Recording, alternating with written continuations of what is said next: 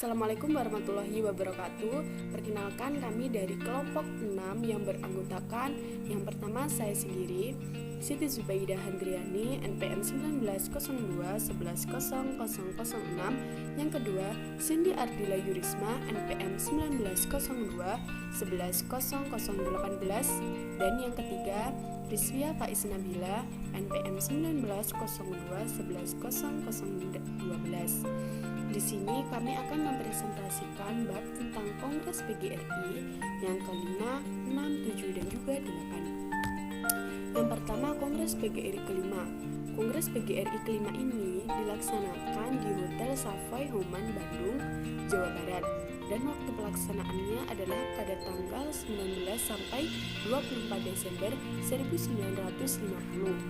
Dalam kongres kelima ini, acara pun lebih bervariasi karena dalam kongres ini membicarakan suatu masalah yang prinsipil dan fundamental serta bagi kehidupan dan perkembangan PGRI selanjutnya, yaitu masalah tentang asas organisasi. Akankah memilih asas sosialisme keadilan sosial ataukah Pancasila? Dan pada akhirnya Pancasila yang diterima sebagai asas organisasi. Sejak kongres kelima ini, mulai nyata daerah dibentuk beserta susunan pengurusnya. Konverda mulai dilaksanakan. Nah, susunan pengurus besar sebagai berikut. Yang pertama ada Ketua 1 yang bernama Suejono, Ketua 2 M.E. Subiyadinata, Sekretaris Jenderal yang bernama Muhammad Hidayat. Yang keempat, Sekretaris Urusan Perburuhan M.E. Biyadinata. Yang kelima, Sekretaris Urusan Pendidikan Ibnu Taji. Yang keenam, Sekretaris Urusan Penerangan JMS Hutagaluk. Yang ketujuh, Sekretaris Urusan Keuangan dan Usaha Muhammad Hidayat. Yang kedelapan, Komisaris Umum Pendidikan F. Wahidrof. Yang kesembilan, Komisaris Umum Perburuhan Alam Syahruddin. Kesepuluh, Komisaris Umum Usaha Suaima Harja. Dan yang ke-11 yang terakhir adalah Redaksi Majalah Suara Guru yaitu JMS Hitagaluk dan juga Suejono. Untuk komisaris-komisaris yang dibentuk pada Kongres PGRI kelima ini, yaitu pada tahap pertama adalah untuk daerah-daerah, yaitu yang pertama untuk daerah Sumatera Utara yang bernama TZ Anwar. 2. Sumatera Tengah A. Manan. Yang 3. Sumatera Selatan Noizwer. 4. Jawa Barat Jaman Sujono Prawito. Yang kelima untuk Jawa Tengah yaitu Suenarto. Yang keenam Yogyakarta Muhammad Jumali. Yang ketujuh untuk Jawa Timur itu Soe Badri. Yang kedelapan Sulawesi Selatan yaitu AN Harjarati. Dan yang ke-9 Jakarta Raya yaitu Soe Madi atau koordinatornya. Nah, komisaris-komisaris ini dibentuk pada tahun 1952. Juga pada tahun ini terbentuk suatu komisaris daerah yang baru, yaitu untuk Kalimantan sendiri Esi Moranggit atau diganti dengan Jahran. Yang kedua Sulawesi Utara E.A. Parengkuan. Yang keempat untuk Maluku itu O. Nanu Laita. Dan yang keempat yaitu untuk Bali Mahe Midra. Nah, dalam Kongres PGRI kelima ini juga melahirkan suatu organisasi-organisasi yang berdasarkan ideologi, agama, dan kekayaan. Yang pertama, gejala separatisme. Politik David et Ampère yang diciptakan Belanda itu bertujuan untuk memecah belah bangsa Indonesia.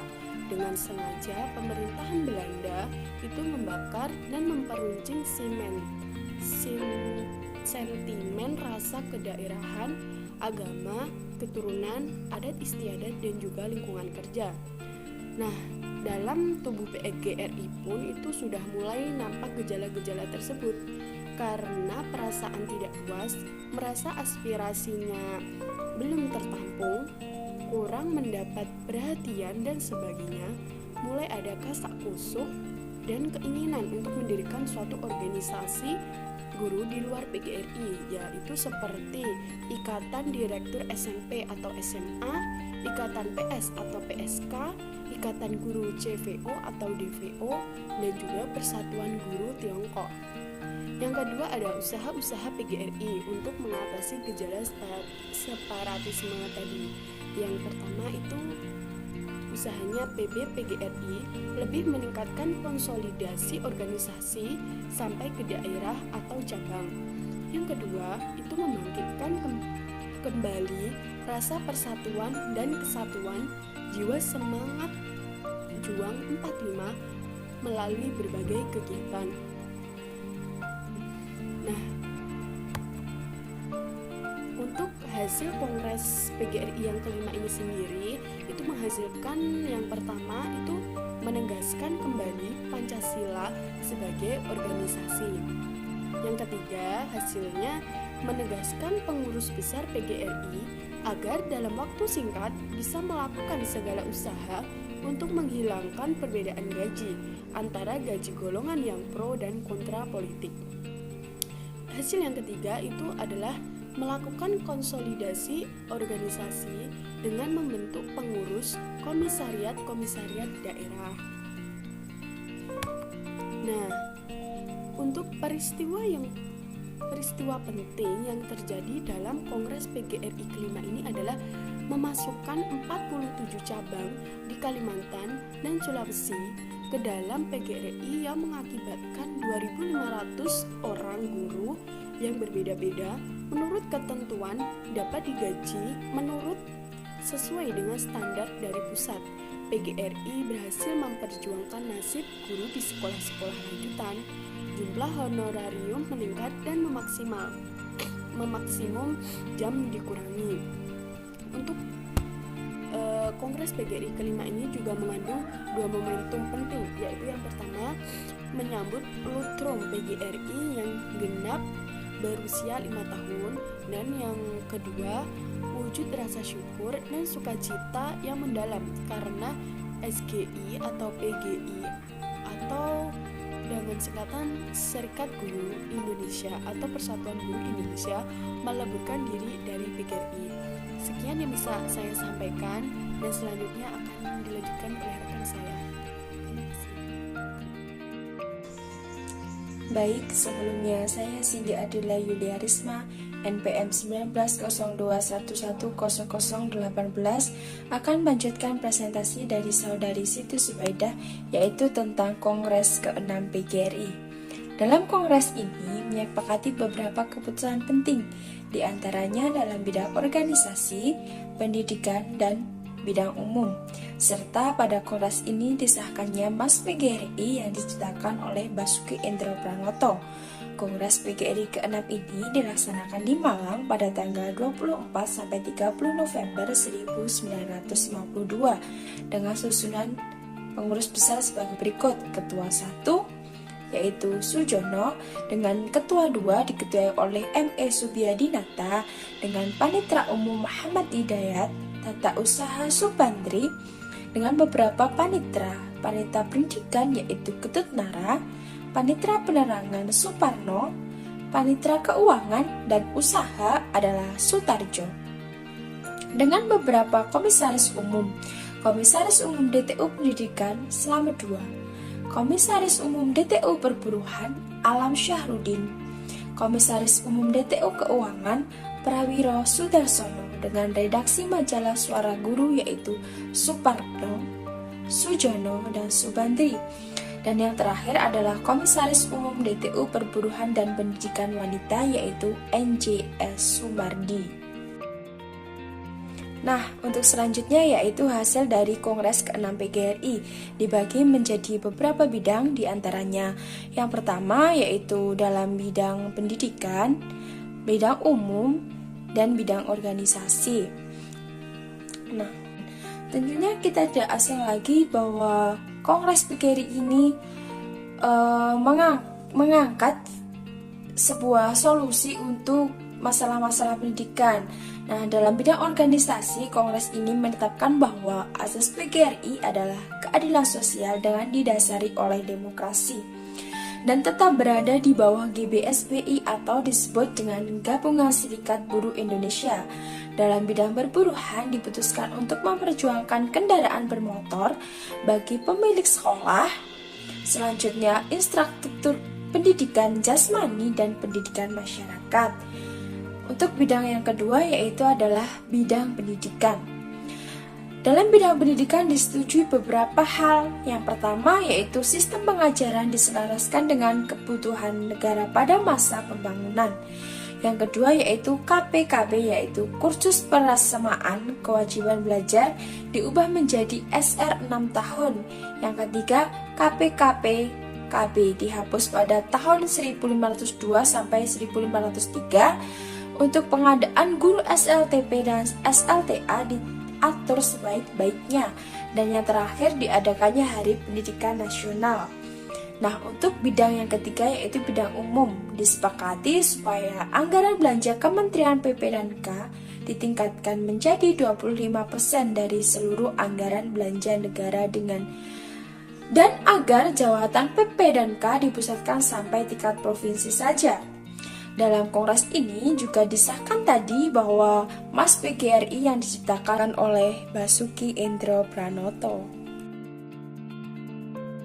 Nah, tentunya pada kongres ini juga terjadi beberapa peristiwa penting. Di antaranya pada kongres ke-6, untuk pertama kalinya PGRI berusaha mengajukan konsep tentang isi dan pengertian dari pendidikan nasional. Peristiwa-peristiwa penting yang terjadi pada kongres ke-6 yang lainnya adalah sebagai berikut. Yang pertama, Pengurus Besar PGRI membangun Panitia Konsepsi Pendidikan Nasional yang diketuai oleh E.F. Wajendorf dengan tugas yang sangat luas.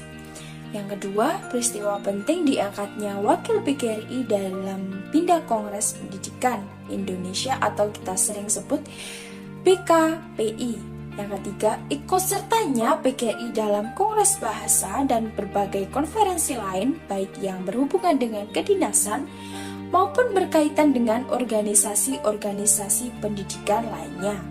Yang keempat, dikeluarkannya SK Surat Keputusan Menteri PP dan K nomor 20 GIC tanggal 14 Mei 1954 yang berisi diantaranya A.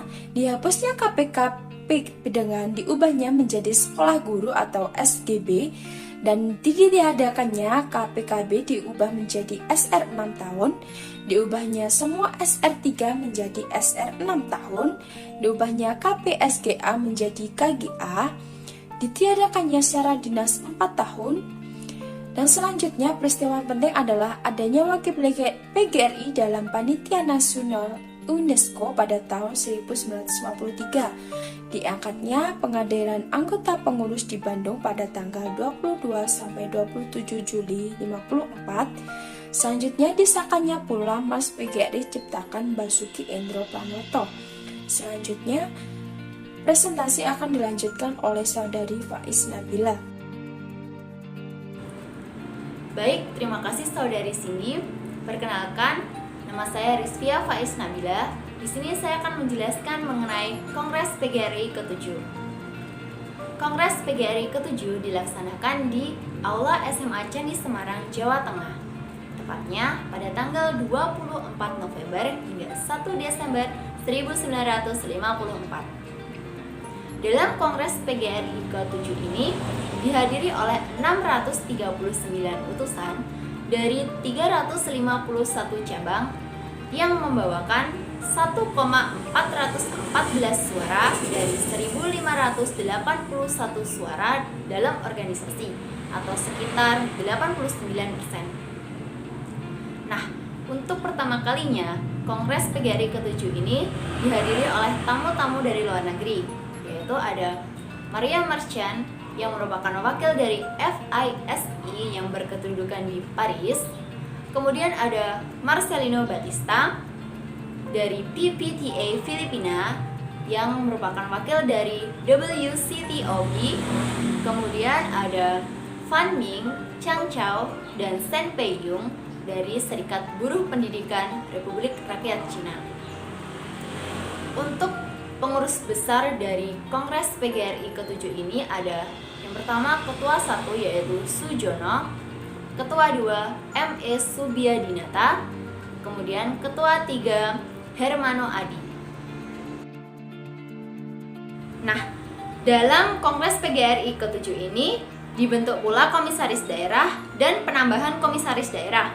Di antaranya ada dari Sumatera Utara yaitu Idris M. Hutapea, dari Sumatera Tengah ada Ahmad Khotib, Sumatera Selatan ada Madian, Jakarta Raya ada Baheran Syah Sultan Indra, Jawa Barat ada M. Hussein, Jawa Tengah ada Sunarto, Yogyakarta yaitu Muh Jumali, dari Jawa Timur ada Hermano Adi, dari Kalimantan Barat ada R. Sujo, Kalimantan Selatan yaitu Syahran, dari Sulawesi Utara ada E.A. Parengkuan, dari Sulawesi Selatan ada J.E. Tatengkan, dari Bali ada Made Mendra, dan yang terakhir dari Maluku yaitu M. Ruhupati.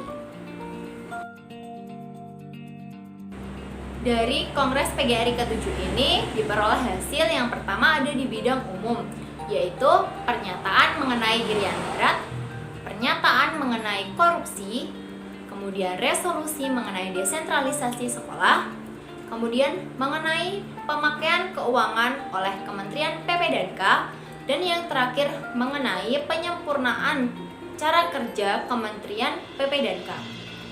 Yang selanjutnya ada di bidang pendidikan, yaitu yang pertama ada resolusi mengenai anggaran belanja PP&K yang harus mencapai 25% dari seluruh anggaran belanja negara.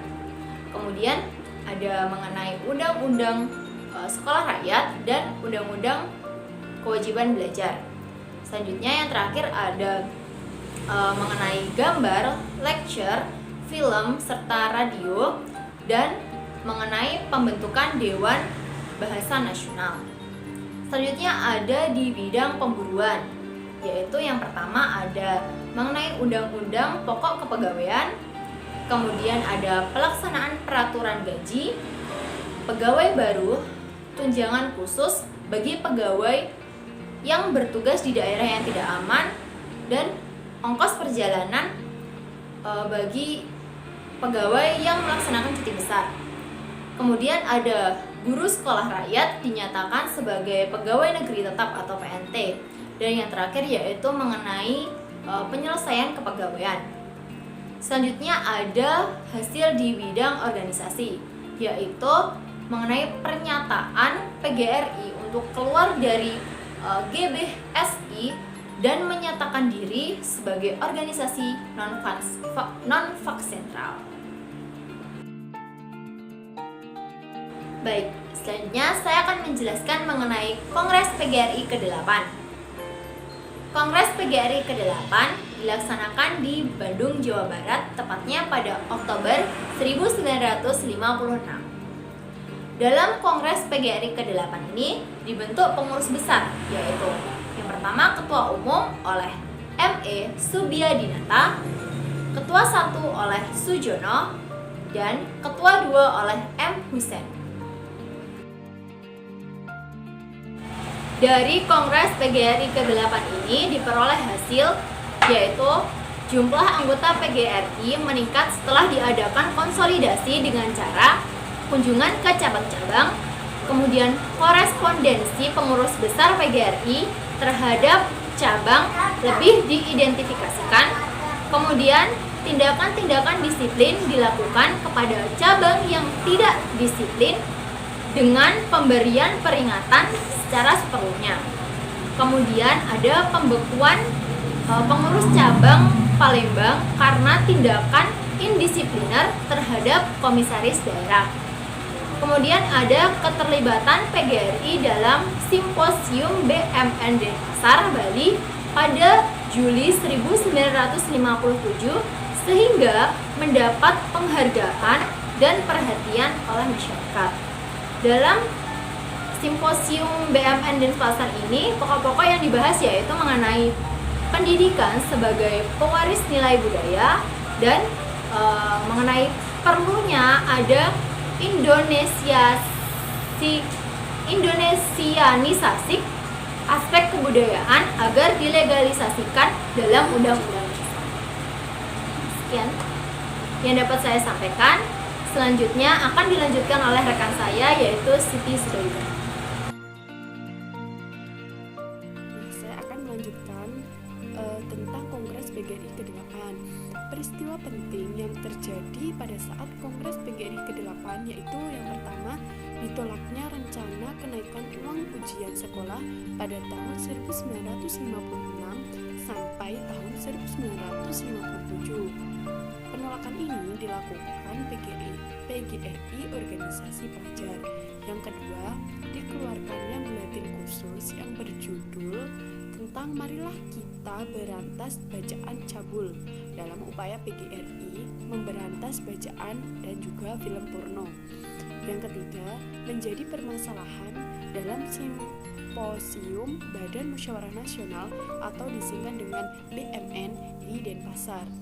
Yang keempat, menegerikan beberapa sekolah PGRI yaitu 6 KGA, 2 SMA, 2 SMP pada periode 1956 sampai 1959. PGRI ini memiliki sekitar 1.189 sekolah yang terdiri atas 3 SGA, 10 KGA, 6 SGB, 3 KGB, 1 SMPE, dan masih banyak lagi yang lainnya.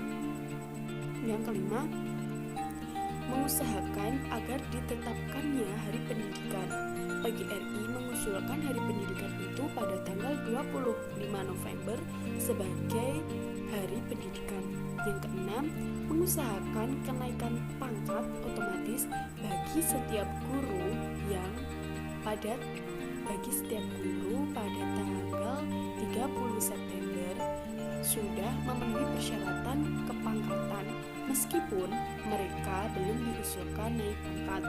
Yang ketujuh, dibentuknya suatu panitia amandemen PGPM dan ME Soebidanata duduk dalam panitia sebagai wakil PGRI.